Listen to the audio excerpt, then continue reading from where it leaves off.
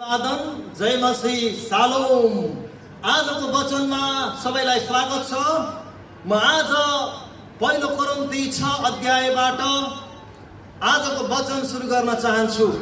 हामी धैर्यताका साथ बडो होशियारी भएर आजको वचनलाई सुन्ने छौं। म युट्युबमा भएकाहरूलाई पनि स्वागत गर्न चाहन्छु। पहिलो कोरिन्थी 6 अध्यायको 1 देखि 11 पदमा मुद्दा मामिलाको विषयमा हामी पढ्न पाउँछौं। आजको वचनको शीर्षक हुनेछ के विश्वासी मुद्दा लड्न मिल्छ? Question mark. म यो खण्ड पढेर अगाडि बढ्न चाहन्छु।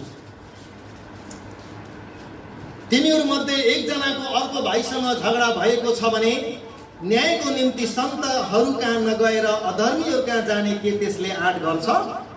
सन्तहरूले संसारको न्याय गर्छन् भन्ने कुरा के तिमीहरूलाई थाहा छैन? यदि संसारको न्याय तिमीहरूले नै गर्नुपर्छ भने साना भन्दा साना मुद्दाहरू छिन्न के तिमीहरू अयोग्य छौ? के तिमीहरूलाई थाहा छैन हामी स्वर्गदूतहरूको न्याय गर्नेछौँ?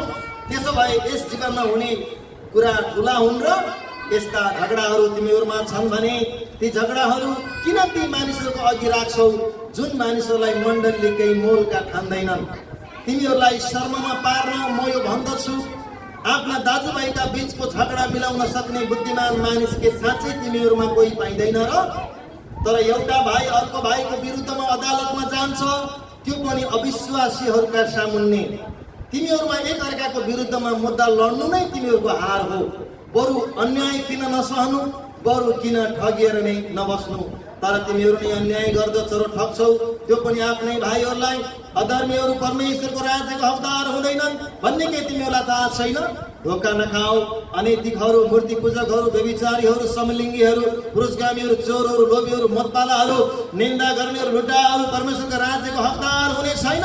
तिमीहरू कोही यस्तै थियौ, तर तिमीहरू धोइयौ, पवित्र पारियौ, प्रभु यीशु ख्रीष्टको नाउँमा हाम्रा परमेश्वरको आत्माद्वारा निर्दोष ठहराइयौ। आमेन।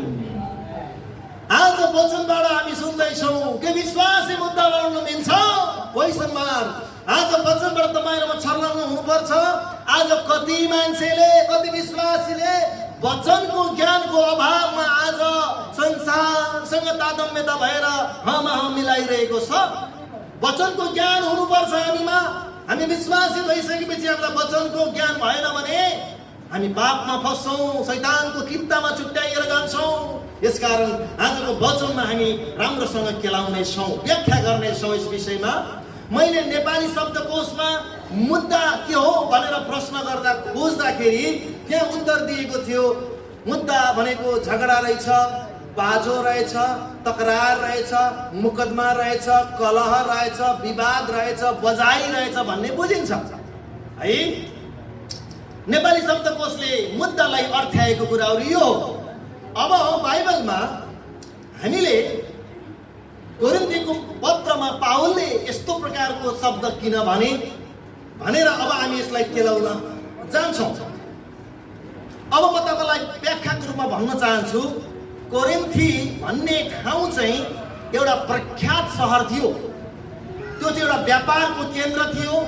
त्यो चाहिँ ग्रीस देशको एउटा प्रदेश अखैयाको राजधानी थियो।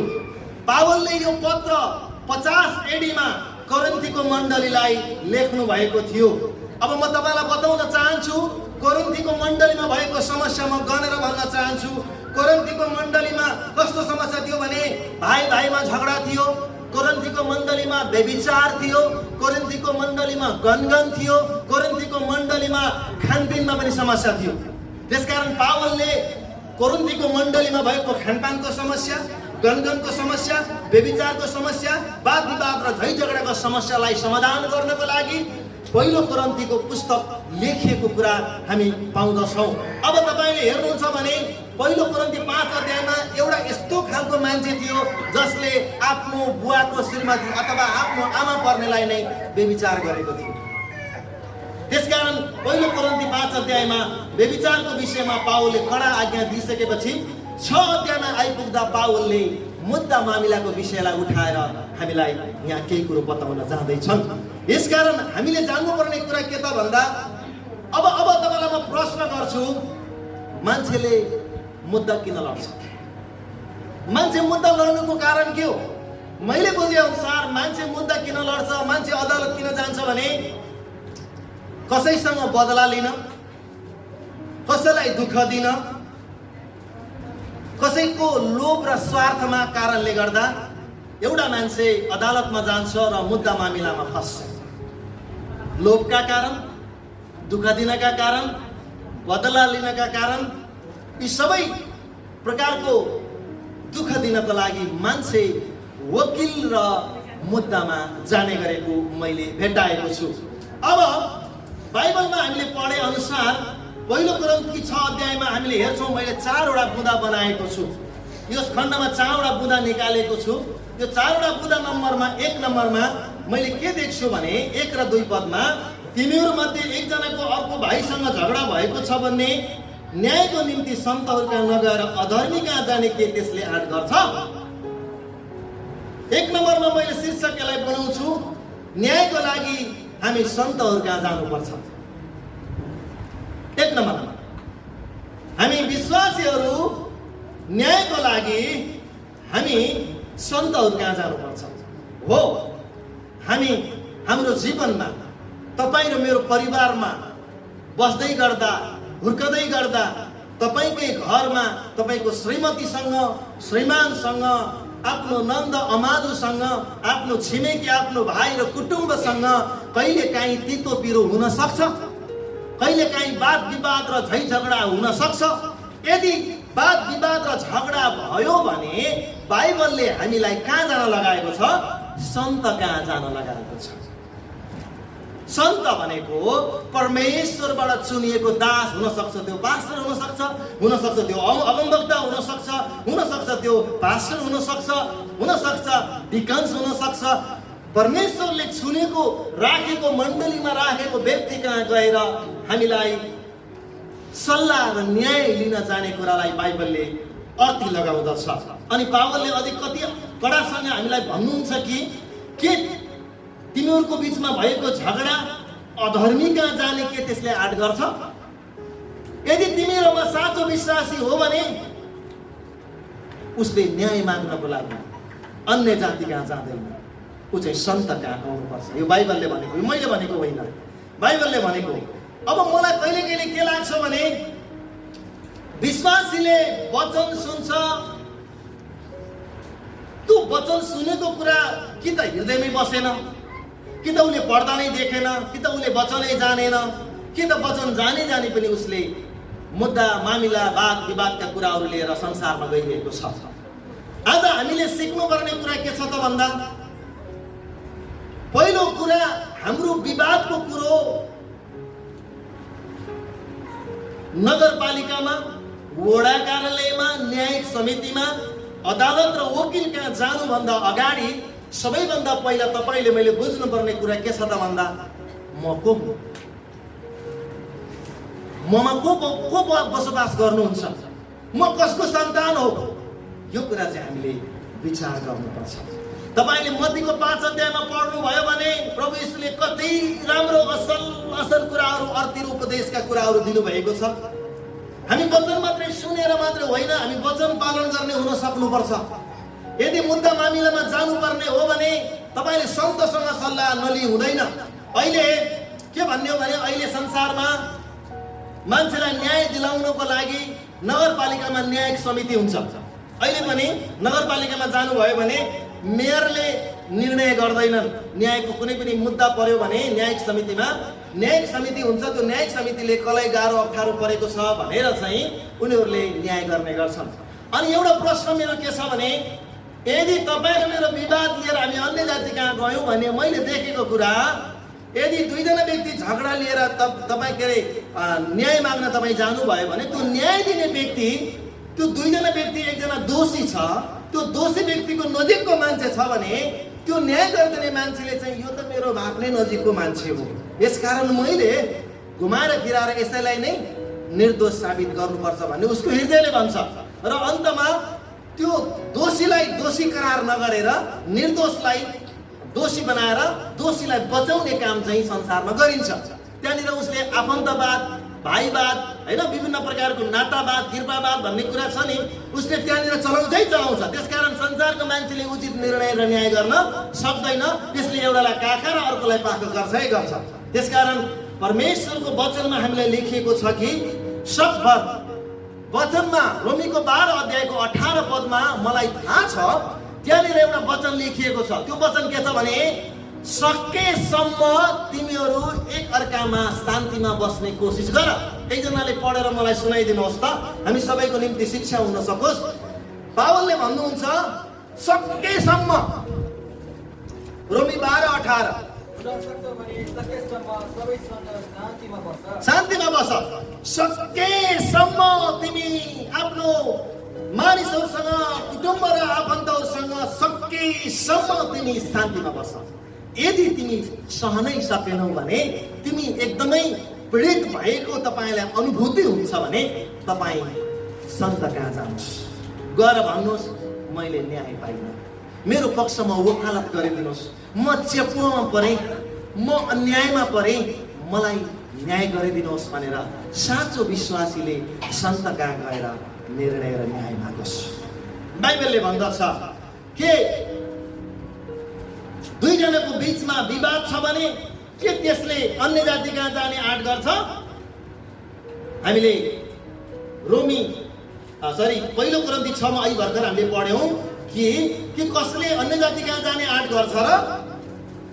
हामी यहाँनिर बडो अचम्म तरिकाको कुरा हामी देख्न पाउँछौं। यहाँनिर वचनले भन्छ, फेरि पनि म तपाईलाई पढेर सुनाउँछु, तिमीहरू मध्ये एकजनाको अर्को भाइसँग झगडा भएको छ भने न्यायको निम्ति सन्त कहाँ नगएर अधर्मी कहाँ जाने के त्यसले आँट गर्छ? सन्त कहाँ जानु पर्यो न्याय माग्नको लागि?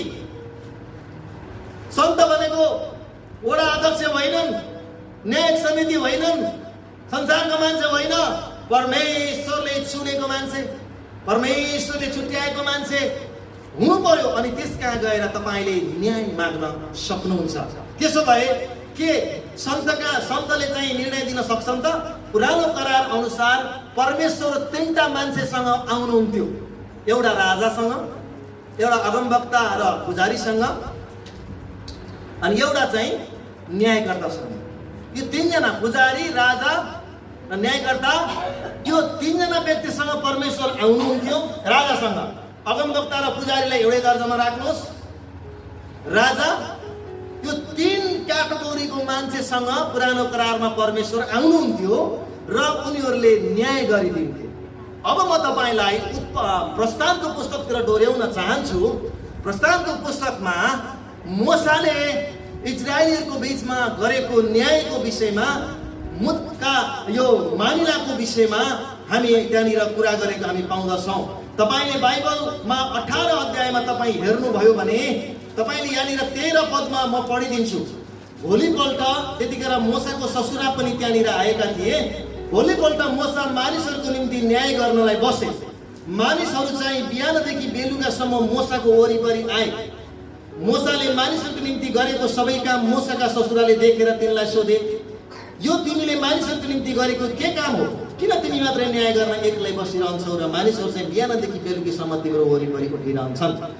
यहाँनिर इजरायलीको बिचमा झगडा भएको कुरा हामी पाउँछौँ। भनेको मतलब मोसा बिहानदेखि बेलुकीसम्म कोहीको भाइको झगडा, कोहीको श्रीमान श्रीमतीको झगडा, कोही दिदीबहिनीको झगडा, कोही छिमेकीको झगडा, कोही कुटुम्बको झगडा लिएर मोसाको दैलोमा आइपुग्थे इजरायलीहरू। अनि पालो दुईटाको कुरा सुन्थे। दुईटाको कुरा सुनिसकेपछि तिम्रो गल्ती हो, तिम्रो अपराध हो, तिमीले पश्चाताप गर, बलि चढाऊ, तिमी चाहिँ निर्दोष छौ, तिमी छौ। यसरी मोसाले चाहिँ न्याय गरिदिन्थे। अब इजरायलीहरूले गरेको गल्ती, इजरायलीहरूको बीचमा आफन्त र कुटुम्ब ती 12 कुलभित्र भएका गल्ती र लडाईँका कुरा, विवादका कुरा लिएर के कुनै इजरायलीहरू अर्को जाति कहाँ, अमालेकी जाति कहाँ गएको छ? छैन। के सिदोनीहरू कहाँ गएको छ? छैन। के मुआबी कहाँ गएको छ? छैन। इजरायलीहरूको आफ्नै झगडा उनी आफ्नै व्यक्ति कहाँ गएर, त्यो पनि अगमवक्ता मोसा कहाँ गएर उनले न्याय माग्ने गर्थे। यदि तपाईँ र ममा बीचमा कहिलेकाहीँ कुरो मिलेको छैन। दिदीबहिनीको बीचमा झगडा छ, दाजुभाइको बीचमा झगडा छ, छिमेकीको विषयमा झगडा छ भने सबैभन्दा पहिला तपाईँ वडा कार्यालय जाने होइन, न्यायिक समितिमा जाने होइन, नगरपालिका जाने होइन, वकिललाई फोन गर्ने होइन, अदालत धाउने होइन। सबैभन्दा पहिला बाइबलले भन्दछ तिमी सन्त कहाँ जानुपर्छ। आमेन। अनि मोसाले ससुराले भने ओहो मेरा ज्वाइँ म त तपाईँलाई भेट्न आएको हो, तपाईँलाई भेट्न पनि फुर्सद नहुने, तपाईँले यो गरेको यसरी तपाईँ गर्नुभयो भने तपाईँ गल्नुहुन्छ, यसकारण तपाईँले अब एउटा काम गर्नुहोस् है साहब, तपाईँले 100-100को दल बनाउनुहोस्, अनि 1000-1000को दल बनाउनुहोस्, 100-100को दल बनाउनुहोस्, 50-50 को दल बनाउनुहोस्, 10-10 को दल बनाउनुहोस् र तपाईँले न्याय गर्ने समिति बनाइदिनुहोस्। अनि साना साना मुद्दाहरू त्यही 100-1000 र 50-50 काले गर्नेछन्। एकदमै ठुलो मुद्दा छ भने तपाईँले नै त्यसको न्याय गर्नुहोस् भनेर सल्लाह दिएको। हामी 22 तिर जाउँ त 18 को म यहाँनिर पढिदिन्छु। तिनीहरूले हर समय मानिसहरूको न्याय गर्दा भएर अब 21 मा तर सबै मानिसहरू मध्येबाट परमेश्वरको भय मान्ने योग्य मानिसहरू चुन, तिनीहरू अनुचित फाइदा घिनाउने इमानदार व्यक्ति हुन्। तिनीहरूलाई 1000-1000, 100-100, 50-50 र 10-10 माथि नायक नियुक्त गर। तिनीहरूले हर समय मानिसहरूको न्याय गर्दा भएर सेवा गरून्। सबै ठुला ठुला मुद्दाहरू चाहिँ तिनीहरूले तिम्रो सामु ल्याऊ, तर साना साना मुद्दा चाहिँ तिनीहरूले नै इन्साफ गरून्। यसरी तिमीलाई सजिलो पर्नेछ, किनकि तिनीहरूले पनि तिम्रो भार बाँड्नेछन्। आमेन। हेर्नुहोस् न, यहाँनिर इजरायलीहरूको सम्पूर्ण विवादहरू मोसाले न्याय गर्दै आएको कुरा बाइबलले हामीलाई बताउँदछ। र पहिलो कोरिन्थी 6 अध्यायमा पावलले भन्नुहुन्छ तिमीहरूको बीचमा विवाद छ भने त्यो विवाद लिएर अधर्मी कहाँ नजाऊ, अधर्मी कहाँ जाने आँट नगर, अन्य जातिकोमा जाने आँट नगर, तर तिम्रो विवाद लिएर तिमी सन्त कहाँ जाऊ। जसरी मोसा अगमवक्ताले त्यो सबै न्याय गरिदिन्थे। अनि प्रस्थानको 18 मा हामीले यो कुरा पायौँ कि त्यहाँनिर उनले सबै प्रकारको न्याय गरेको हामी देख्छौँ। अनि अन्तमा गएर मोसाले आफ्नो ससुराले भनेका सबै कुरा माने र तिनले भने बमोजिम सबै गरे। 24-25 मोसाले सारा इजरायलबाट योग्य मानिसलाई छाने र तिनीहरूलाई मानिसहरूमाथि नायक बनाए, अर्थात् 1000-1000 का नायक, 100-100 का नायक, 50-50 का नायक र 10-10 का नायक गरेर तिनले नियुक्त गरे र तिनीहरूले 40 वर्षसम्म यसरी न्याय गर्दै आए। अन्यायमा परेकाहरूलाई न्याय गर्दै आए।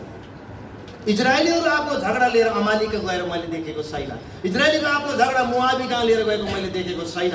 इजरायलीको आफ्नो झगडा, आफ्नो विवाद उनले आफ्नै जाति कहाँ गएर मिलाएका छन्। यसकारण तपाईँमा कसैले मुद्दा हाल्छ अथवा तपाईँ कसैप्रति मुद्दाप्रति तपाईँ आग्रही बनेर जाँदै हुनुहुन्छ भने खबरदार, बाइबलले भन्छ तिमी मुद्दामा जानभन्दा अगाडि नै तिमीले चाहिँ यही नै हिसाब किताब मिलाउनु पर्छ। अहिले हामीले हेरेको 6 अध्याय हो। पहिलो कोरिन्थी 5 अध्यायको 14 पद पढौँ त पावलले के भन्छन् त्यहाँनिर। पहिलो कोरिन्थी 5 अध्यायको 12 पढौँ त। म 14 भनेको हो, पढौँ। किनकि बाहिरहरूका हिसाब गर्नु मलाई के खाँचो? तिमीहरूले मण्डली भित्रको न्याय गर्नु पर्दैन र? हो, के तिमीहरूले मण्डली भित्रको कुरा चाहिँ मण्डलीमा न्याय गर्नु पर्दैन र? के तिमीहरूमा योग्य मान्छे छैन र भनेर पावलले हामीलाई मण्डलीको झगडा, सोडमा भाइ भाइको बिचमा भएको झगडा लिएर तिमी मुद्दामा जानु तिम्रो निम्ति लज्जाको कुरा। यसकारण मेरा प्रियहरू, म तपाईँलाई बताउन चाहन्छु कि कोरिन्थीको मण्डलीमा व्यभिचार थियो, खानपिनको समस्या थियो, मूर्ति पूजा थियो, झै झगडा थियो, तर मण्डली नै न्याय गर्न पावलले हामीलाई बताउनु भएको छ। त्यसकारण मैले कतिपटक विश्वासीहरूको बीचमा देखेको छु, हामी त बुढाबुढी मिल्नै सकेनौँ, चलचली मिलाउनै सकेन भनेर वडा कार्यालय धाएको पनि मैले देखेको छु। मैले नगरपालिका धाएको पनि देखेको छु। वडा कार्यालयदेखि लिएर वकालत गर्ने कुरामा वकिलसम्म पुगेको पनि मैले देखेको छु। यो हाम्रो निम्ति एकदमै लज्जाको कुरा हो। बाइबलको अर्को ठाउँमा पनि म कुरा गर्न चाहन्छु। पहिलो बुँदामा तपाईँले एकजना व्यक्तिलाई देख्नुहुन्छ, राजा सुलेमान। राजा सुलेमान जब शक्तिमा उनी राजा अभिषेक भए, राजा अभिषेक भएसँगसँगै तिनीमा बुद्धिको पनि अभिषेक भएको थियो। एकपटक उनको राज्यकालमा एउटा अचम्मको घटना घट्यो। 2 जना वेश्या थिए। 2 जना वेश्याले लामो समयसम्म बच्चा जन्माएका थिएनन्। वेश्याले अब कसँगबाट आएको जन्माए त्यो कुरो बाइबलले उल्लेख गर्दैन। ती वेश्या 2 जना एकै ठाउँमा बस्थे एकै ठाउँमा बस्ने बेश्याले एकचोटि पहिलो नम्बरकी बेश्याले चाहिँ बच्चा जन्माई, छोरो जन्माइसकेपछि त्यसको एक हप्तामा अर्को बेबिचारी केटीले पनि बच्चा जन्माई। अब त्यो घरमा दुईटा बेश्या बसे, दुईटैको बच्चा भयो, दुईजना खुसी भए, बाउको थियो थाहा छैन। तर दिनहरू बित्दै जाँदाखेरि एक नम्बरको बेश्या र दुई नम्बरको बेश्या, पहिला एक नम्बरको बेश्याले बच्चा जन्माई, त्यसको एक हप्तामा दुई नम्बरको बेश्याले बच्चा जन्माई। अनि त्यो दुई नम्बरको बेश्याले बच्चा जन्माएर हुर्काउने क्रममा राति आफैले थिचेर मार्यो, अथवा पल्टिँदाखेरि यसो फर्किँदाखेरि त्यो बच्चा थिचिएर मर्यो है। सुन्नुहोस् है, थिचिएर मर्यो। थिचिएर मरिसकेपछि राति उठेर हेरे मेरो बाबु भनेर खेलाइ, उसले खेलाउँदा त बच्चा मरेको छ, आफैले थिचेर मारेकी छे। अनि उसले के काम गरी भन्दा त्यो मरेको बच्चा जो थियो आफ्नो, त्यो चाहिँ पहिलो नम्बरको बेश्या कहाँ लगेर त्यो मरेको बच्चा राखिदिन्छे र त्यो जिउँदो बच्चा चाहिँ आफैले ल्याएर सुताउँछ। बिहान हुन्छ, बिहान भइसकेपछि यसो पहिलो नम्बरकोले यसो बच्चा चलाउँछ, बच्चा त चल्दैन, बच्चा त मरेको देख्छ। यसो हेर्दा अनुहार पनि मिल्दैन, भर्खरको एक डेढ हप्ता दुई हप्ताको बच्चाको अनुहार झ्याप्पै छुट्याउनु नि गाह्रो पर्छ। अनि ओहो यो बच्चा त मेरो पनि होइन, फेरि मरेको पनि छ, मेरो बच्चा त्यसले लैछ। अनि दुईटाको बिचमा जगल्टी भयो। दिदीबहिनीले पहिला जगल्टै लोग्छन् क्या, जगल्टीको भुत्लुङ भयो। त्यसपछि तिनीहरूको भत्लाङ भुत्लुङ भइसकेपछि तिनीहरू दुईटाको समस्या समाधान गर्न कसैले पनि नसकेपछि त्यो ठुलो केस बन्यो। ठुलो केस भइसकेपछि त्यो केस कस कहाँ गयो? सुलेमान राजा। सुलेमान राजा गद्दीमा बसे, दुईटी आइमै आए बेश्या। पहिलो नम्बरको बेश्याले भन्छ, यसले आफ्नो बच्चा जन्माएकी थिए, खिचेर मारी, मरेको बच्चा मेरो काखा ल्याएर छ र मेरो बच्चाले लै मार भनेर भन्छ। दुई नम्बरको बेश्याले भन्छ, कहाँ यो मरेको बच्चा त तेरो बच्चा हो, यो त मेरो बच्चा हो भनेर भन्छ। राजाको सामुने दुईजना भत्लाङ र भुत्लुङ गर्न थाले। अब न्याय गर्नु पर्यो कि परेन? मुद्दा आयो नि, अब एक किसिमले अब हल गर्नु पर्यो। त्यसपछि सुलेमान राजाले एउटा तरबार मगाउनुहुन्छ, अनि बच्चालाई बिचमा राख भनेर भन्छ। टेबलमा राखेर अनि सुलेमान राजाले भन्नुहुन्छ, यो बच्चालाई दुई टुक्रा गर, आधी एक नम्बरकोलाई देऊ, आधी दुई नम्बरकोलाई देऊ। अनि जब उसले तरबारले त्यो बच्चालाई काट्नै लाग्दा जसको त्यो आमा हो, आमाले भन्छे यो बच्चालाई नमार्नुहोस्, यो बच्चालाई मारेर टुक्रा टुक्रा पार्न भन्दा त बरु त्यसैले लैजाओस्, केही भएन, तर मेरो बच्चालाई नमार्नुहोस् भनेर भने अर्कीले के भने, हुन्न आधी पार्न पर्छ भने अर्कीले। यो पहिलो राजा 3 अध्यायमा पाइन्छ, घर पढ्नु होला। कहाँ लेख्यो होला भन्नु होला, त्यहाँ लेखेको छ, घर पढ्नु होला। अनि त्यो के आइमेले भन्छ, होइन मलाई त आधी नै चाहिन्छ। अनि अर्की आमाले भन्छ, बरु यसलाई नै दिनुहोस्। अनि सुलेमान राजाले के काम गर्नुहुन्छ भने, जसले यो बच्चा लैजानुहोस्, बरु त्यो बच्चा उसैकै काखमा होस् भनेर जसले भनेकी छे, त्यो बच्चाको आमा त्यही नै हो, त्यो बच्चा त्यसलाई दियोस्, अर्को बेश्यालाई सजाय दियोस् भनेर न्याय गर्नुहुन्छ। न्याय गरिसकेपछि त्यो देशमा सुलेमानको भय मानिन्छ, सुलेमानको व्यापक चर्चा हुन्छ, उनको बुद्धिको ठुलो प्रशंसा हुन्छ। यो घटना तपाईले हेर्नुहुन्छ नि, पहिलो राजाको पुस्तकमा तपाईले पाउनुहुन्छ, 3 अध्यायको 16 देखि 28 पदमा तपाईले यो घटना पढ्न पाउनुहुन्छ। म तपाईलाई शीर्षक पढेर मात्रै अलिकति मात्रै पढेर मात्रै सुनाउन चाहन्छु। यहाँ हेर्नुहोस् है, 16 पददेखि बुद्धिमानी न्याय। म तब आफ्नो छोराको मायाले भरिएर त्यस जिउँदो बालककी आमाले राजालाई भनी 26 पदमा, हे प्रभु त्यो जिउँदो बालक त्यसलाई नै दिनुहोस्, त्यसलाई नमार्नुहोस्। तर अर्कीले भनी, न त मैले न त्यसले लैजान पाओस्, त्यसलाई 2 टुक्रा गरी काट्नुहोस्। तब राजाले आफ्नो न्यायको फैसला यसरी सुनाए, त्यो जिउँदो बालक पहिले आइमाईलाई दिइहाल, त्यसलाई नमार, त्यसकी आमा त्यही हो। जब राजाले दिएको फैसला सारा इजरायलले सुने, तब राजा प्रति भएको भावना उत्पन्न भयो, किनभने न्याय गरिदिनलाई तिनीसँग परमेश्वरको बुद्धि रहेछ भने तिनीहरूले देखे। आमेन। न्याय गर्नको लागि परमेश्वरबाटको बुद्धि चाहिन्छ, अनि न्याय गर्नको लागि परमेश्वरबाटको आत्माको अभिषेक चाहिन्छ। के तपाईँ र मेरो अदालतमा तपाईँ र मेरो न्याय त्यहाँ संसारको मान्छेले गर्न सक्छ र? सक्दैन।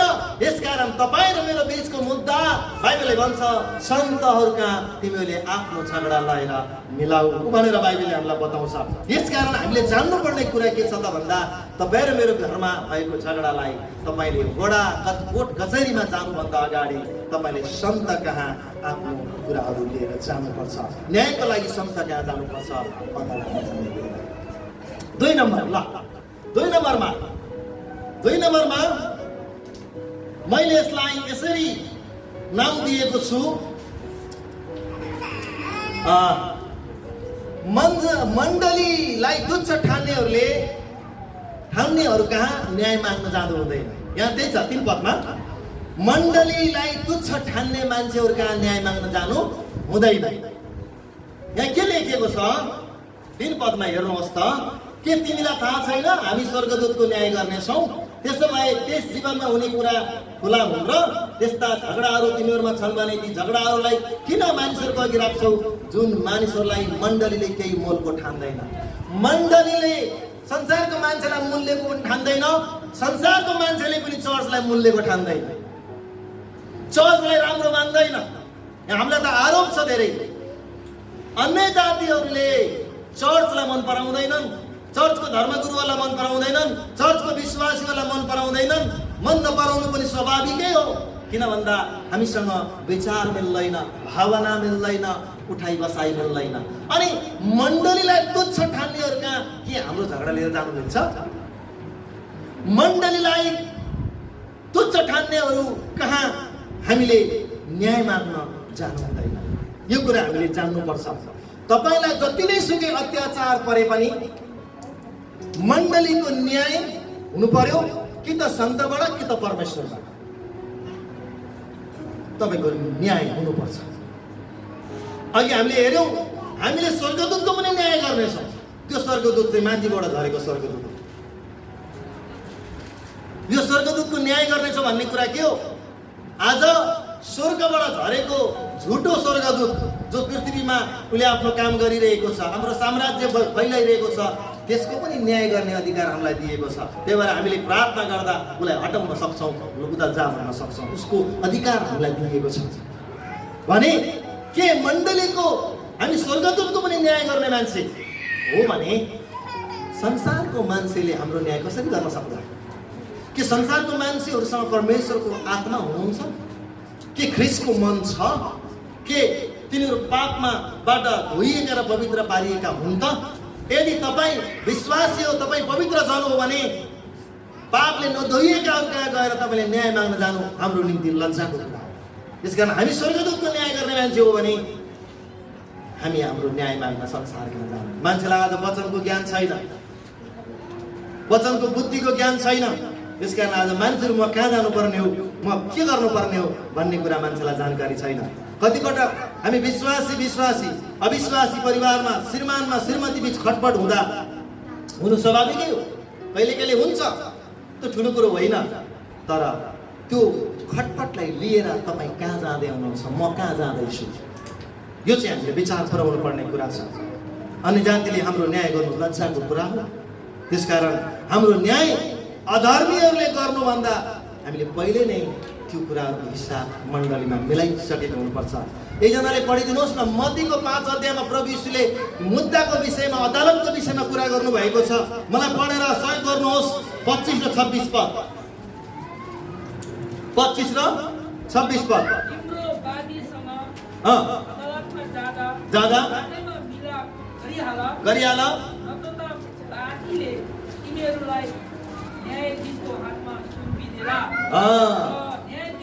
तिमीलाई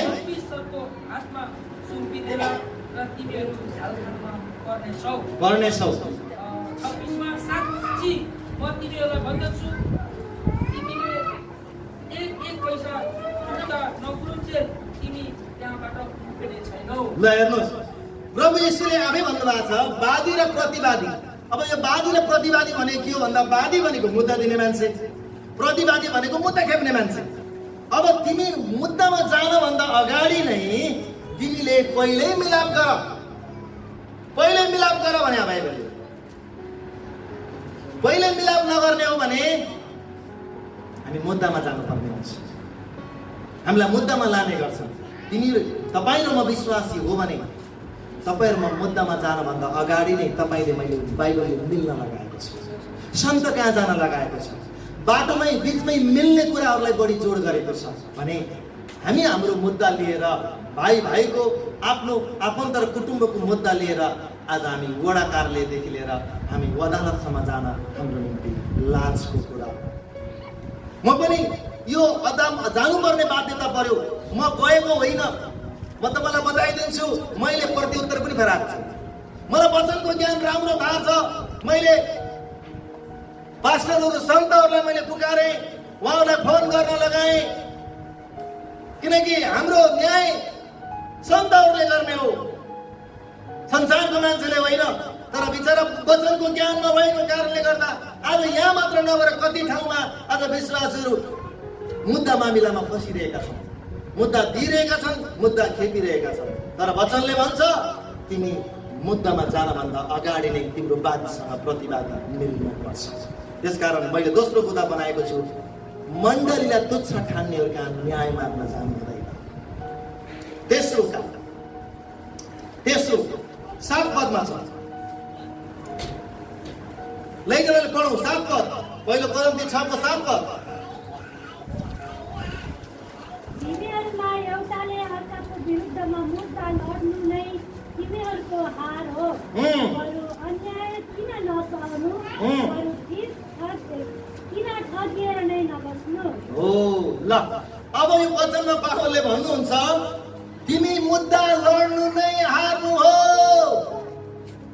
चाहे तिमीले संसारको मुद्दा जित, चाहे संसारको मुद्दा हार, तिमी हार्न भन्दा अगाडि नै, जित्न भन्दा अगाडि नै यदि तिमीले आफ्नो मुद्दा लिएर सन्तमा लगाएर तिमी अदालतमा जान्छौ भने तिमीले मुद्दा हारिसक्छौ। परमेश्वरको नजरमा तिमी मुद्दा हारिसक्छौ। आज यो वचनको ज्ञानको अधुरो ज्ञान भएको कारणले गर्दा आज मानिसहरूलाई शैतानले आफ्नो कित्तामा छुट्याएको छ, आफ्नो पक्षमा सामेल गराएको छ। हामी विश्वासीहरू मुद्दा लड्न मिल्दैन, हामी विश्वासीहरू मुद्दा लड्नु नै हार्नु हो। भलै तपाईँले संसारको थोकहरू जित्नु होला, तपाईँको विजय भएर तपाईँलाई वकिलले तपाईँको विजयको घोषणा गर्ला, तर तपाईँ मुद्दा नजित्दै पहिले नै तपाईँ मुद्दा हारिसक्नुहुन्छ।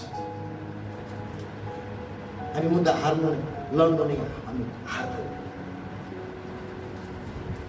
अर्को कुरा, अर्को शब्दमा भन्नुपर्दा तपाईँ एक अर्कासँग मुद्दा लड्नु भनेको शैतानको पक्षमा सामेल हुनु हो, 100% मुद्दामा सामेल हुनु।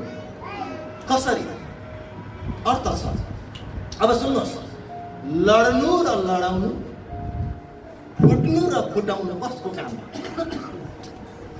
लड्नु र लडाउनु, फुट्नु र फुटाउनु यो सबै शैतानको काम हो। बाइबलले त मिल्नुपर्छ भन्छ, मिल्नुपर्छ भन्छ, अदालत नजा भन्छ बाइबलले। प्रभुले भन्नुहुन्छ बाटैमा मिल, नजाऊ अदालतमा। तर आज मान्छेले विश्वासीले कुरो नबुझेको कारणले गर्दाखेरि क्या गर्ने गरेर मुद्दा दिएर चाहिँ सबै कुरा जित्न दिए गरेर कुरा गर्छ। कोही त 2 वर्ष बाइबल कलेज पढेर आएर मुद्दा हाले। हालेलुया। कति पढ्या रहेछौ बाबा तिमीले, कति पढ्या रहेछौ, कति गहिरो ज्ञान रहेछ तिमीलाई। यो वचनको अंश युट्युबबाट ती मान्छे कहाँ पुर्याइदिनु होला। र भोलिका दिनमा तपाईँलाई पनि समस्या आउन सक्छ। तपाईँको प्रतिलाई तपाईँको छिमेकीले मुद्दा दिन सक्छ, विश्वासीले मुद्दा दिन सक्छ। म विश्वासीलाई मुद्दा दिनभन्दा अगाडि आज सचेत गराउन चाहन्छु, यो वचन मैले पहिल्यै बोलिसक्नु पर्ने रहेछ।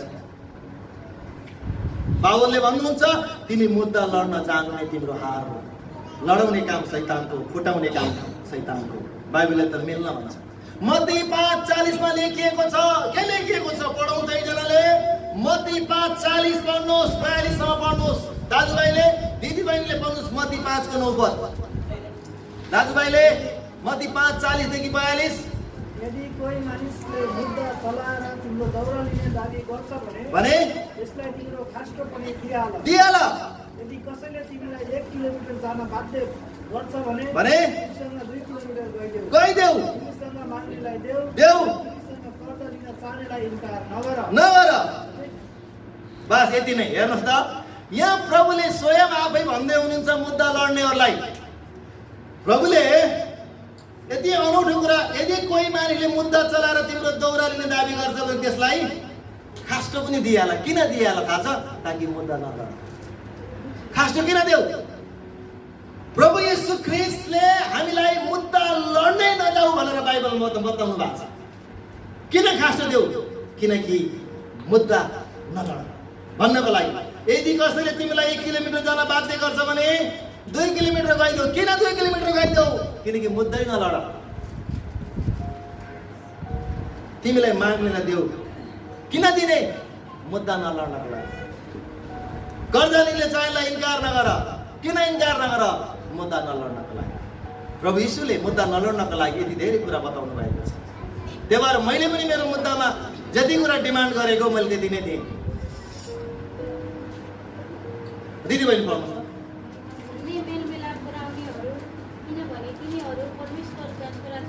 धन्य मेलमिलाप गराउनेहरू तिनीहरू परमेश्वरका छोराछोरी कहलाइनेछ।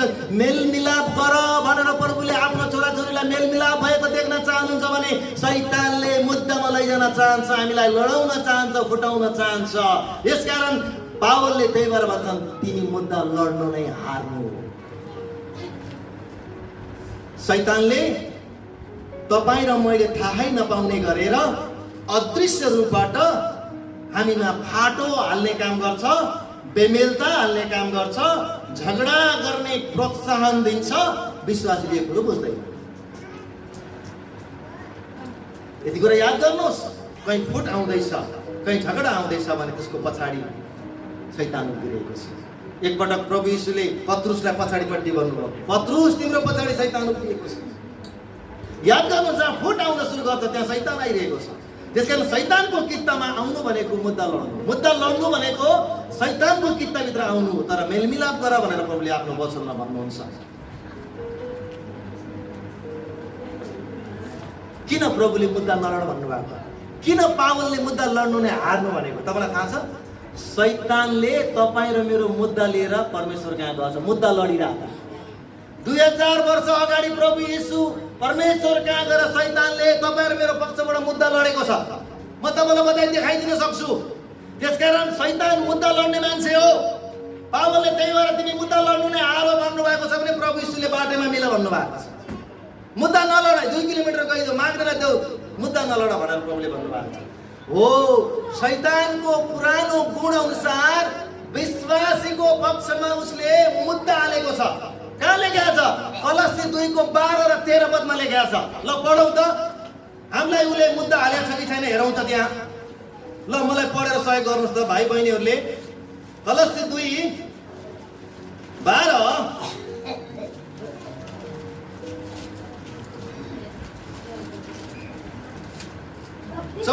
पढ्नुहोस् त।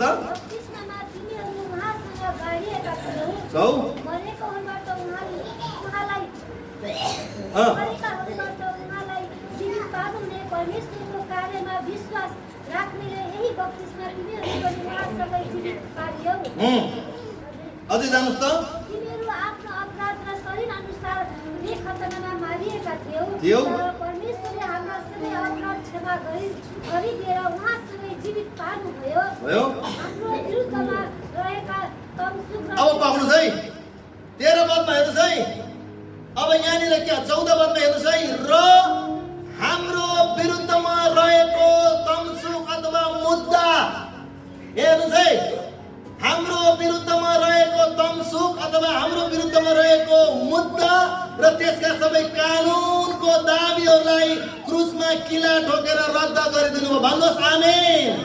शैतानले तपाईँ र मलाई संसारका सबै मान्छेलाई मुद्दा हालेको छ। त्यो मुद्दाको छिनमानो कसले गरिदिनु भयो? ख्रीष्टको बलिदानले। मुद्दाको फैसला कसले गर्यो? प्रभु येशू ख्रीष्टले। मुद्दा पुरा टुङ्गो लाग्ने पाएन, उहाँले मुद्दालाई खारेज गरिदिनु। भन्नुहोस् आमेन। हो, त्यही भएर शैतान मान्छेको पक्षमा मुद्दा लडिरहेको छ। मुद्दा लड्ने काम राम्रो काम कहिले पनि होइन। त्यही भएर प्रभुले भन्नुहुन्छ तिम्रो वादीसँग बाटोमै मिल, मुद्दामा नजाऊ। पावलले भन्छन् तिमी मुद्दा लड्नु नै हार्नु हो। हो, मुद्दा लड्ने स्वभाव चाहिँ शैतानको स्वभाव हो। शैतानले मुद्दा लडेको थियो, यसो प्रभुले मुद्दालाई खारेज गरिदिनु भयो। हाम्रो प्रभु येशू असल वकिल हुनुहुन्छ। भन्नुहोस् आमेन। हाम्रो प्रभु यीशु हाम्रो बिचमा वकालत गर्नुहुन्छ, वकालत गर्नुहुन्छ। शैतान मुद्दा लड्छ, शैतानको पुरानो बानी हो विश्वासीको बिचमा मुद्दा लडाउनु। अनि अझ तपाईलाई म पछाडि गरिदिन चाहन्छु 13:14-15 मा उहाँले प्रधानताहरू र शक्तिहरूलाई निशस्त्र पारी ती सबैमाथि क्रुसमा विजय प्राप्त गर्नुभयो र तिनलाई खुल्लम खुल्ला तमासा बनाइदिनु भयो। आमेन। हो, हाम्रो विरुद्धमा रहेको मुद्दालाई कसले खारेज गर्यो? येशू ख्रीष्टले। किन खारेज गर्नु? किन भन्दा परमेश्वर मुद्दा लडेको मन पराउनु हुन्न। पावल भन्नुहुन्छ मुद्दामा जानु तिमी हार्नु हो। यसो भन्नुहुन्छ मुद्दामा जानुभन्दा अगाडि तिमी बाटोमै मिलिहाल। यस कारणले गर्दा म तपाईलाई भन्न चाहन्छु, विश्वासी यदि कोही मुद्दा लड्ने मनस्थिति बनाउँदैछ भने त्यो चाहिँ हार्नु हो। त्यो चाहिँ हार्छै हार्छ, हार्छै हार्छ, हार्छै हार्छ।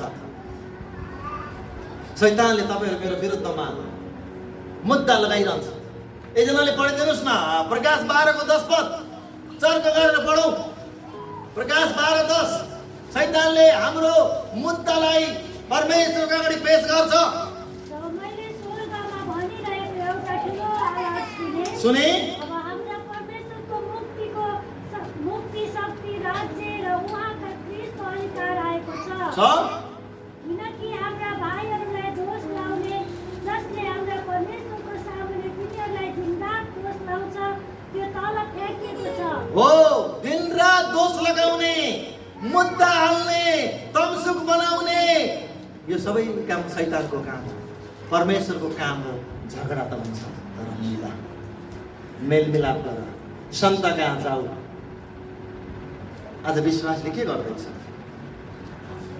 मुद्दा लड्नु नै हार। तपाईँलाई थाहा छ, म तपाईँलाई एउटा अनौठो कुरो बताइदिन्छु। मुद्दाको प्रक्रिया कस्तो हुन्छ भने, मलाई यो मुद्दा यो अहिले पनि मलाई पहिले पनि थाहा थियो। यदि त कसैले मुद्दा दियो भने अर्को प्रतिवादीले प्रत्युत्तर फेराउनुपर्छ। तपाईँलाई थाहा छ, प्रत्युत्तर फेराउनुपर्छ।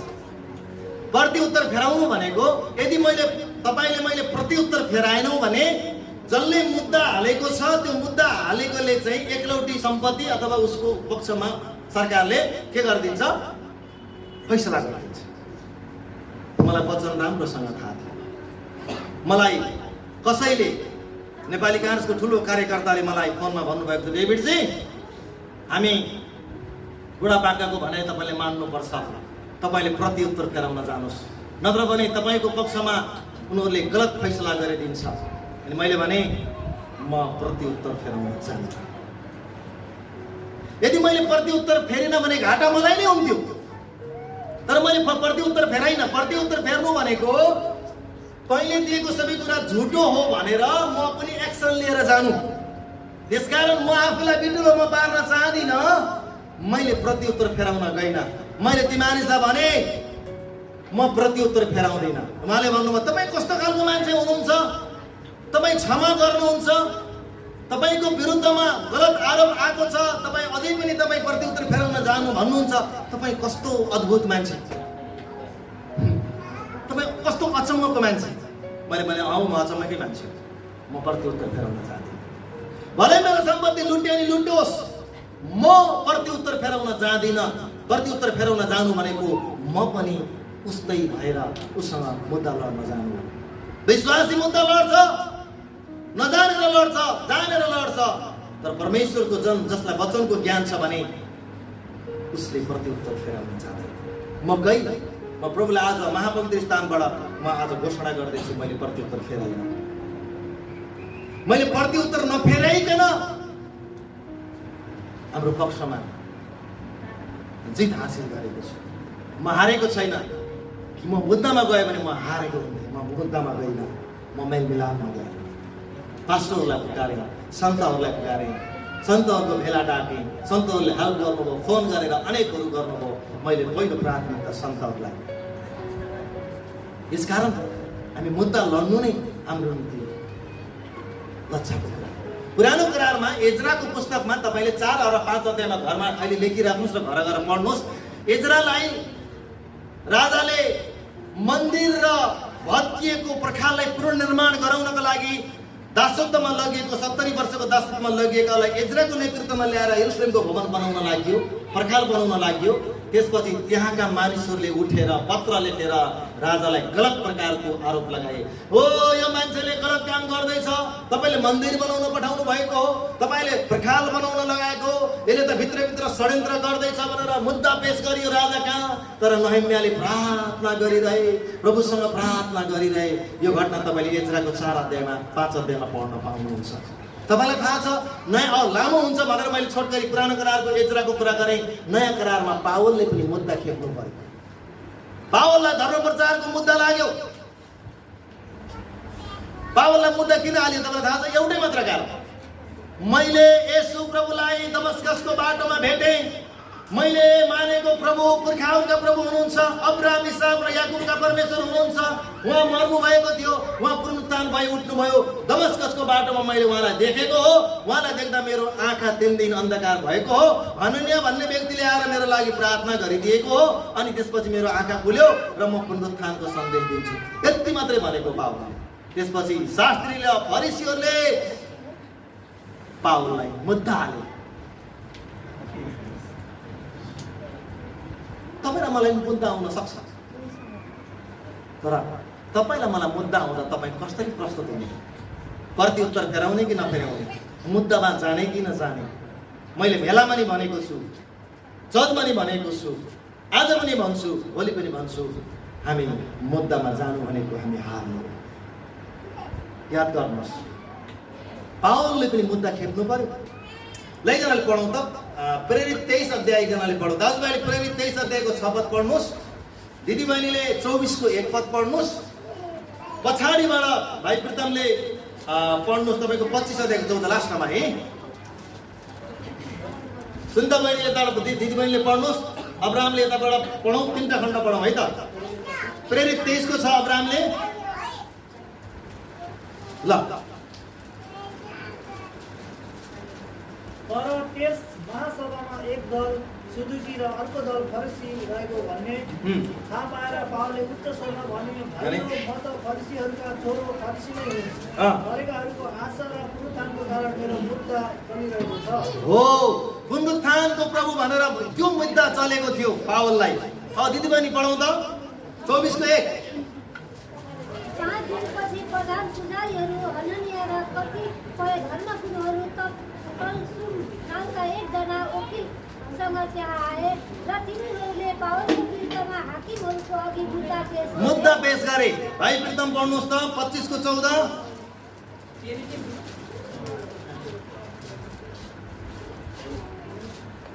प्रेरित 25:14।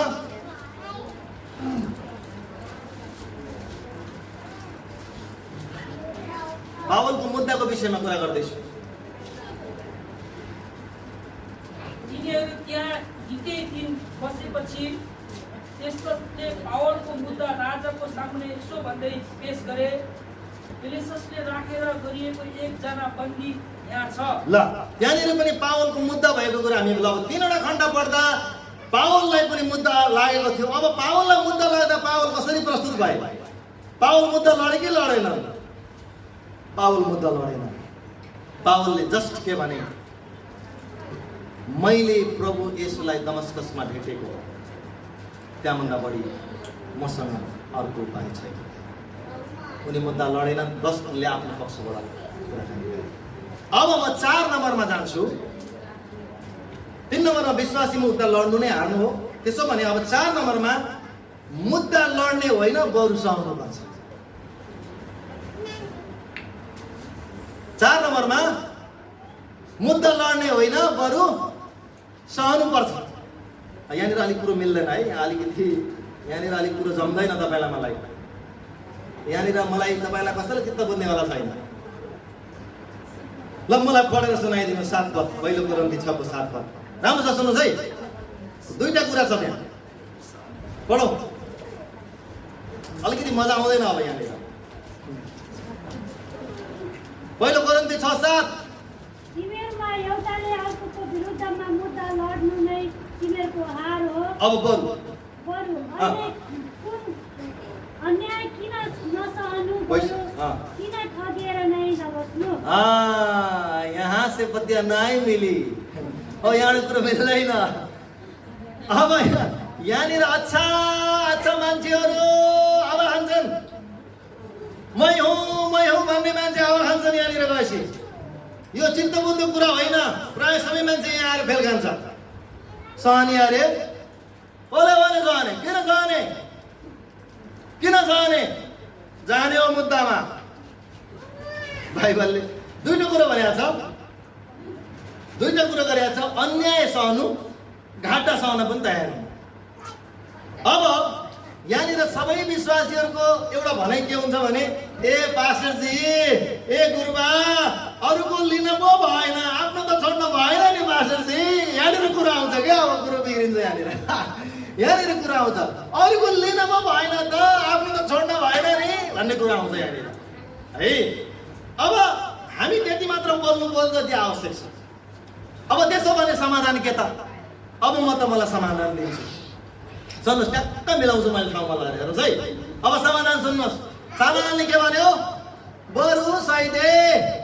के भन्यो अरे? सहिदे भनेको सबै कुरा सहिदे। अनि अर्को के भने? घाटा परे पनि चुप लाग। कसले भनेको? प्रभुले भनेको। समाधान यही हो त? त्यसो भने हामी बोल्दै नबोल्ने? तपाईलाई कसैले मुद्दा हाल्यो, अन्य जातिले विश्वासीले मुद्दा हाल्यो, तपाईँ बोल्दै नबोल्ने? सहेर बस्ने हो? सहेर बस्ने। कति जेलसम्म सहने? 7 र 70 क्षमा गरिदिनु पर्ने। एकदम राम्रो कुरा आयो। अब म तपाईँलाई हितोपदेशको 18 अध्यायतिर लैजान्छु अनि बल्ल कुरो त्यहाँ कुरो बुझ्छ है त। हेर्नुहोस् है, तपाईँलाई कसैले मुद्दा हाल्यो, तपाईँ चुप लागेर नबस्नुहोस्। फेरि सहन भन्नुहुन्छ, फेरि चुप नलाग्नु भन्नुहुन्छ। क्याउ टाउको बनाएरै अब दिन जान्छ। घरि सहनुहोस् भन्नुहुन्छ, घरि चुप नलागेर बोल्नुहोस् भन्नुहुन्छ भने मैले हितोपदेशको 18 अध्याय भनेपछि कुरो बल्ल बोल्नुहुन्छ है। ल, हितोपदेश 18 अध्यायमा बडो राम्रो निर्णय छ यहाँनिर। यो निर्णयलाई मैले पछ्याउँछु, मैले गरेको पनि त्यही हो, तपाईँले पनि त्यही गर्नुपर्छ। धेरै चिजहरू पाइन्न। 17 पढौँ 18 को, सुन्नुहोस् है। दोस्रो व्यक्ति अघि सरेर प्रश्नहरू नगरुन्जेल मुद्दा हाल्ने पहिलो व्यक्ति नै ठिक देखापर्छ। हो, अब यसले के भन्यो भने, तपाईलाई कसैले मुद्दा हाल्यो, तपाईँ बोल्दै बोल्नु भएन, चुप लाएर बस्नु भयो भने त यही दोषी रहेछ भनेर तपाईँको विरुद्धमा निर्णय गरिदिन्छ। त्यही भएर तपाईँले बोल्ने कति बोल्ने भन्दा तपाईँ तौलेर बोल्ने। हे प्रभु, मैले गरेको यस्तो हो, मैले यसो गर्न खोजेको थिइनँ, मैले यहाँसम्म यसो गरेँ भनेर भन्ने। त्यहाँभन्दा बढी पावललाई मुद्दा हालियो, महासभाको पुजारीले मुद्दा हाले, तर पावलले के भने? चुट्क गालिदिनु। ए तिमीहरू सर्पका सन्तान हो भनेनन्, ए विद्रोहीका सन्तान भनेनन्, ए शैतानको आत्मा भएको भनेनन्। बस मैले त प्रभु यीशुलाई दमस्कसमा भेटेको हो, मेरो आँखा अन्धो भएको हो, अनि मैले प्रार्थना गरेको हो, म पुनरुत्थानको प्रभुमा विश्वास गर्छु, त्यति हो पावल बोल्ने। मुद्दा परेको छ त्यति बोल्छ। हो, तपाईँ बोल्नुपर्छ, तर तपाईँले बोलीमा पाप गर्नु हुँदैन। किन भन्दा बाइबलले के भन्यो भने, दोस्रो व्यक्ति अघि सरेर प्रश्न नगरुन्जेल मुद्दा हाल्ने पहिलो व्यक्ति नै ठिक देखापर्छ। त्यसकारण भनेको मतलब तपाईँ बोल्नुपर्छ त्यतिसम्म जहाँसम्म तपाईँलाई अनुमति दिएको छ। तपाईँले उसलाई अश्लील गाली गर्नु हुँदैन, तपाईँले उसलाई गलत आरोप लगाउनु हुँदैन, उसलाई गलत सूचना दिनु हुँदैन। बस मैले यसो गर्न खोजेको हो, मैले यो चाहना गरेको हो, यस्तो तपाईँले आफ्नो पक्षबाट ठिक सठिक कुरा तपाईँले बताउने हो, तर त्यसको विरुद्धमा तपाईँ जाइ लागेर आइज। तेरो शक्ति ठुलो कि मेरो शक्ति ठुलो, तेरा मान्छे पनि छन् भने मेरा पनि छन्, आइज, म पनि मर्दकै छोरो हो। यो फेरि गलततिर गयो है, यो मिलेन। ठिकै छ, मैले मेरो भन्नुपर्ने कुरा यही हो, त्यहाँसम्म तपाईँले कुरो बोल्नुहुन्छ। तर तपाईँ चुप लाग्नु भयो भने मुद्दा हाल्ने मान्छे नै ठिक रहेछ भनेर तपाईँको पक्षमा उसले वकालत गरिदिन्छ र तपाईँ अन्यायमा पर्नुहुन्छ। त्यसकारण सहनु भनेको कति सहनु भन्दा उसले लगाएको गलत आरोपहरू तपाईँले सही दिनुहोस्, घाटा सही दिनुहोस्, तर आफ्नो पक्षबाट जति भन्नुपर्ने हो त्यो चाहिँ तपाईँले भन्नुपर्छ, त्यो चाहिँ तपाईँले राख्नुपर्छ भन्ने कुरा चाहिँ बाइबलले हामीलाई बताउँदछ। त्यसकारण म तपाईँलाई एउटा आइडिया दिन्छु, तपाईँले सहनै पर्छ, तपाईँले अन्याय सहनै पर्छ, तपाईँले घाटा सहनै पर्छ। मैले पनि घाटा सहेकै हो, मैले पनि अन्याय सहेकै हो। मैले किन सहेँ? मैले परमेश्वरको वचनलाई जानेको कारणले सहेँ। अब म तपाईलाई पहिलो पत्रुसको पुस्तकमा 3 अध्यायतिर तपाईलाई लैजान्छु। यो वचनले जे भन्छ हामी त्यही गर्ने हो, त्यहाँभन्दा बढी गर्न मिल्दैन। पहिलो पत्रुस 3 अध्यायको 8 र 9 पद पढ्नुस् त, साह्रै मनपर्ने कुरा छ, कोही बेला मन नपर्न पनि सक्छ है। अन्त्यमा तिमीहरू सबैमा आत्माको एकता राख, एउटाले अर्कालाई सहानुभूति देखाओ, मात्र प्रेम गर, कोमल हृदयका हो र नम्र मनका हो।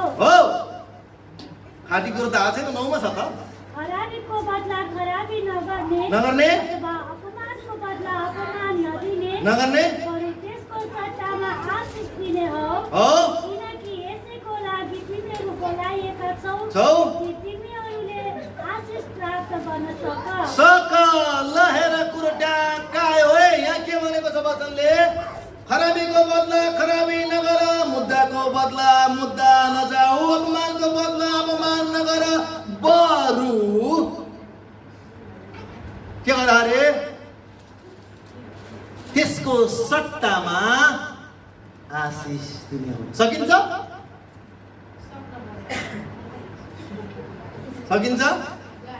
गाह्रो छ नि हो। अब तपाईलाई म पहिलो कोरिन्थी 6 अध्यायको र यसको बरु मिलाइदिन्छु है। ल हेर्नुहोस् है, बरु ल दाजुभाइले 6 अध्यायको अघि हामीले पढेको तपाईले 7 पद पढेर हार हो भनेर ठ्याक्क रोक्नुहोस्। अनि दिदीबहिनीले पनि यो ठ्याक्क चाहिँ 8 को त्यसपछि खराबीको बदला खराबी भन्दै जानुस् त, म ठ्याक्क कुरो मिलाउँछु है। ल पढ्नुहोस् त। तिमीहरूमा एउटाले अर्काको विरुद्धमा मुद्दा लड्नु नै तिमीहरूको हार हो। अब बरु मात्रै भनौँ त, बरु तिमीहरू। अब यतापट्टि दिदीबहिनीले पढ्नुहोस् त। पहिलो पत्रुस 3 अध्यायको 9। ल खराबीको बदला खराबी नगर्ने अथवा अपमानको बदला अपमान नगर्ने बरु ल दुईटा बरु मिल्यो है यहाँलाई। बरु पत्रुसले पनि बरु, पाउलले पनि बरु। क्या हो? कति ठुलो कनेक्सन हो यो बरु। त्यसको सट्टामा आशिष दिने हो। भइगयो, लैजा, खाइजा, तेरै राम्रो होस्, तेरै भलो हो, धन्यवाद, लैजा। बरु त्यसको सट्टामा हामी आशिष दिने हो। बाइबलले हामीलाई यसरी बताउँदछ। त्यसकारण हामीले एज्रा, नेहेमियाले, दानियलले, योसेफले, पावलबाट हामीले हेर्छौँ कि सबैलाई मुद्दा परेको थियो। अझै जवान योसेफलाई पोतिफरको श्रीमतीले के भनेको थिए? एहे बुढा, हेर तपाईँ घरमा नभएको बेलामा यसले त मलाई आँखा लगायो। बुढा, यो त साह्रै पापी रहेछ, मलाई त सबै समात्यो, हेर्नुहोस् कपडा पनि छ, भाग्यो भनेर गलत आरोप लगाइदियो र चौकीमा हालिदियो। योसेफ चुप लाएर बस्यो। भन्नु त कसलाई भन्नु? गलत आरोप खेप्यो। परमेश्वरको जनले गलत आरोप खेप्नु पर्छ। योसेफले जेलभित्र बसेर प्रार्थना गर्छ, प्रभु धन्यवाद, तपाईले यी सबै कुराहरूबाट तपाईले भलाइ नै उत्पन्न गर्नुहुन्छ। मलाई गलत आरोप गर्यो, उनी रोए पनि होलान्, प्रभुको अगाडि आफ्नो कुरा राखे होलान्। तर योसेफले कहिले पनि गलत गरेन। आफ्ना दाजुभाइले बेचेकोलाई भन्छन्, ओ तिमीहरूले मलाई बेचेकोमा अफसोस नमाग, बरु तिमीहरूलाई अनिकालबाट जोगाउनको लागि परमेश्वरले तिमीहरूभन्दा अगाडि मलाई ल्याउनु भएको भन्छन् योसेफले। हेर्नुहोस् त, यसकारण मुद्दाको खेप्दै गर्दा परमेश्वरका जनहरूले कति ठुलो हृदय ल्याएको कुरा हामी देख्छौँ। त्यसकारण हामी देख्छौँ प्रभु येशू ख्रीष्ट स्वयं फिलिप्पीको पुस्तकमा हेर्छौँ भने उनी एकदमै आफैलाई मुच्छाइएको कुराहरू हामी देख्न पाउँछौँ। मलाई एकचोटि पढेर सुनाइदिनुहोस् न, पावलमाथि कति ज्यादती भएको थियो, पावललाई कति चुटाइ गरियो, कति मुद्दा हालियो, कति गाली गरियो। त्यसो भने पावलले पहिलो कोरिन्थीको पुस्तक 6 अध्यायमा बरु सह भनेको कुरा आफूले बोल्ने, आफूले गरेका छन् कि छैनन् भनेर यदि हेर्ने हो भने पहिलो कोरिन्थीको पुस्तक तपाईले निकाल्नु भयो भने मैले यहाँनिर पावलले पाएको दुःखको विषयमा तपाईसँग कुराकानी गर्न चाहन्छु। यहाँनिर हेरौँ त,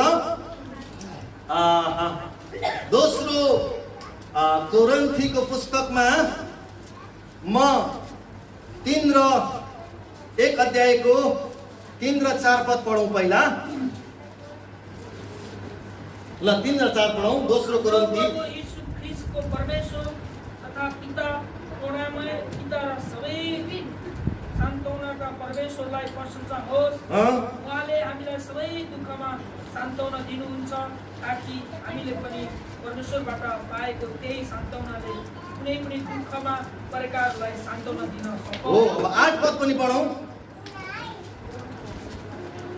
8 पद। हामीले एसियामा भोगेका दुःखको विषयमा तिमीहरू अनजान रह भन्ने हामी चाहदैनौँ, किनभने हामी सहन नसक्ने किसिमको यति साह्रो मिचिएका थियौँ कि जीवनदेखि हामीले हरेस खाइसकेका थियौँ। 9 पनि पढौँ। हामीलाई त मृत्युदण्ड नै पाए चाहिँ लागेको थियो। हामी आफैमाथि होइन तर मृतकहरूलाई जीवन दिई उठाउनु हुने परमेश्वरमाथि हामी भर पर्यो भनेर यो हुन आयो।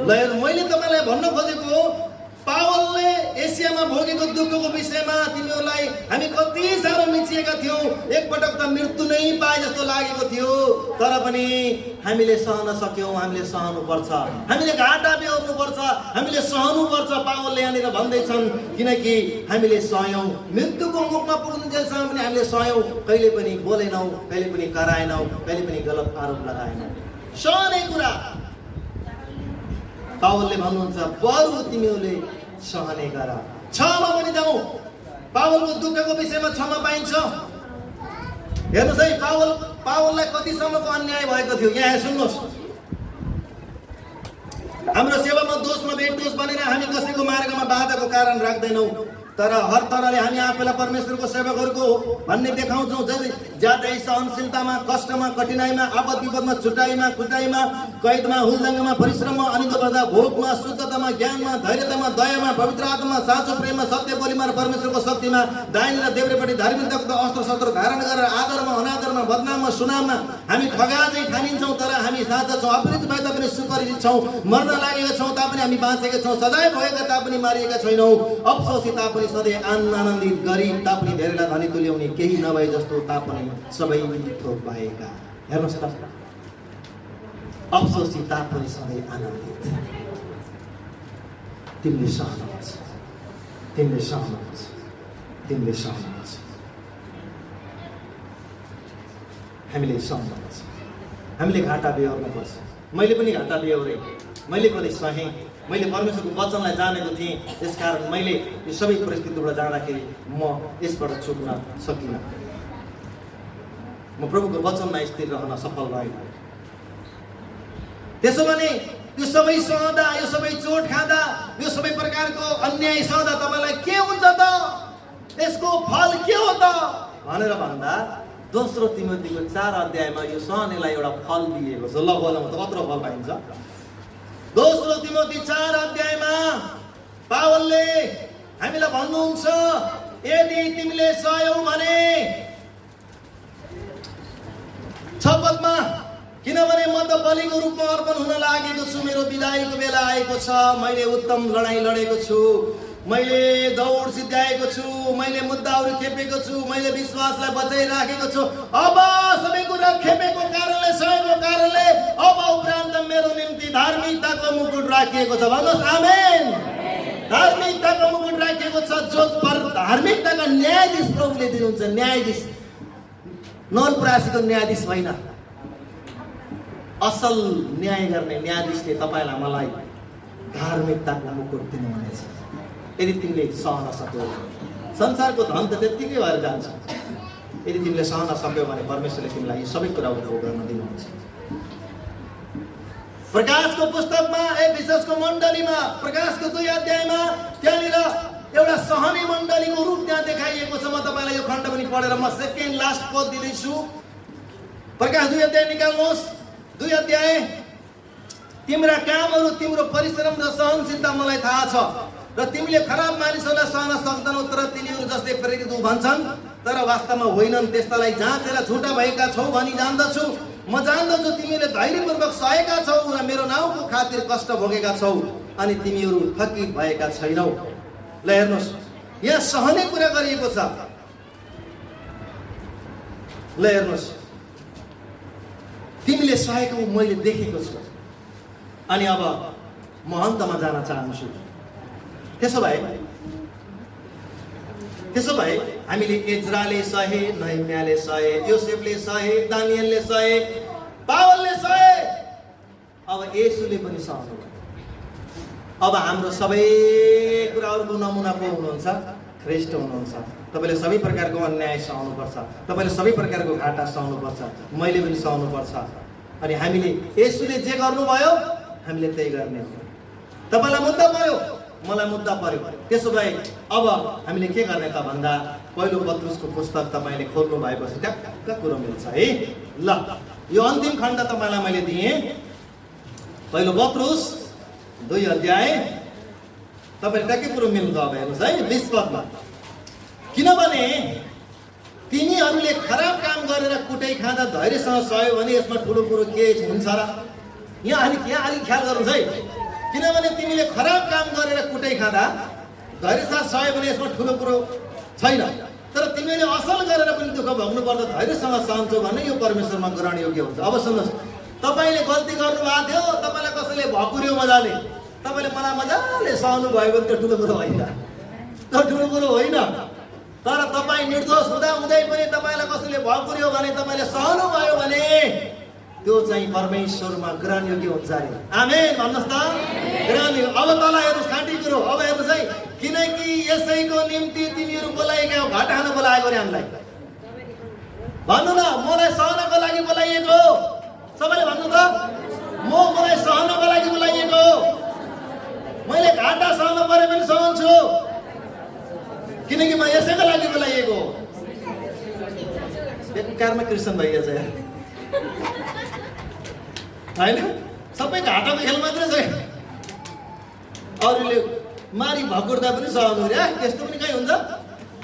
अब तल हेर्नुहोस्, किनकि यसैको निम्ति तिमीहरू बोलाएका हौ। ख्रीष्टले पनि, अब यहाँ कुरो बदलिन्छ है, ख्रीष्टले पनि कसको खातिर? तिमीहरूको निम्ति कष्ट भोग्नुभयो अनि तिमीहरूका लागि एउटा उदाहरण छोडिरहनु भयो अरे। कसलाई अरे? भन्नु त, मलाई उदाहरण छोड्नुभयो हो। अब कुरो मिल्छ। हामीलाई एउटा उदाहरण छोडिरहनु भयो र तिमीहरू उहाँकै पाइलामा हिँड्नुपर्छ। भन्नुहोस् आमेन। अझै तल हेर्नुहोस्, उहाँले कुनै पाप गर्नु भएन र उहाँको मुखमा कुनै छलको कुरो पाइएन। तिनीहरूले उहाँलाई अपमान गर्दा उहाँले साटो फेर्नु भएन, दुःख भोग्नु हुँदा उहाँले धम्की दिनु भएन, तर उचित न्याय गर्नुहुने माथि उहाँले भरोसा राख्नुभयो। आमेन। उचित न्याय गर्ने कसले हो? 2 अक्षर पढेर न्यायाधीश भएर एक दिनमा न्यायाधीश कहाँ खुट्टो यसो गरेर बसेका थिए, वकिलले खुट्टो यसो गर्नु भन्छ। अनि पछि कुरो न्यायाधीशको अगाडि ठुलै इज्जतले खुट्टो यसो गरेर बस्न मिल्दो रहेनछ। म पनि न्यायाधीश भन्दा ठुलै मान्छे हो, कुरो त म पनि न्यायाधीश भन्दा कम त होइन। अनि खुट्टो यसो गरेर राख्न दिएन वकिलले मलाई। त्यति ठुलो इज्जत, जसले चाहिँ घुस खाएर अरूको चाहिँ न्याय गर्छ होइन, पापीलाई धर्मीलाई पापी बनाउँछ, त्यो न्यायाधीशको कुरा गरे होइन। हाम्रो प्रभु जो असल न्यायाधीश हुनुहुन्छ, उहाँले नै हाम्रो न्याय गर्नुहुनेछ। किन भन्दा उहाँ उचित न्याय गर्ने परमेश्वर हुनुहुन्छ। आमेन। त्यसकारण हामीले घाटा सहनुपर्छ, हामीले अन्याय सहनुपर्छ, तर परमेश्वरले हाम्रो न्याय गर्नुहुन्छ। परमेश्वरले न्याय गर्दाखेरि त्यो बदमास गर्नेलाई पनि उहाँले छोड्नुहुन्न क्या। फेरि यति कुरा ख्याल गर्नुहोस्, फेरि त्यो बदमासी गर्नेलाई पनि प्रभुले छोड्नुहुन्न, त्यो चाहिँ प्रभुकै हातमा दिनुपर्छ। तर हामीले मुद्दा लड्न जान मिल्दैन। अब रिन्यू गर्छु 1 नम्बरमा, हामी न्यायको लागि सन्तहरू कहाँ जानुपर्छ? हामी के भन्छ, मण्डलले तुच्छ मान्नेहरू कहाँ हामीले न्याय माग्न जानु हुँदैन। तेस्रो, विश्वासी मुद्दा लड्नु नै हार हो, मुद्दा लड्नु हुँदैन। चौथो, मुद्दा लड्ने होइन, बरु सहनु पर्छ। आमेन। यो वचनको खण्ड आज तपाईले मैले र अरूलाई पनि सुनाउनुहोस्, विशेष गरी ती मानिसहरूलाई पनि पुर्याइदिनुहोस् जसको ज्ञानको अभावले गर्दा आज मानिसहरूले एकअर्काको बिचमा मुद्दा लडालडा गरेर आज शैतानको कित्तामा उनीहरू बसेका छन्। यी सबैबाट तिनीहरूले छुटकारा पाउन सकुन् र उनीहरूको जीवन धन्य बन्न सकोस् भन्दै आजको वचनलाई यतिकै राख्न चाहन्छु। धन्यवाद। जय मसीह। सालोम।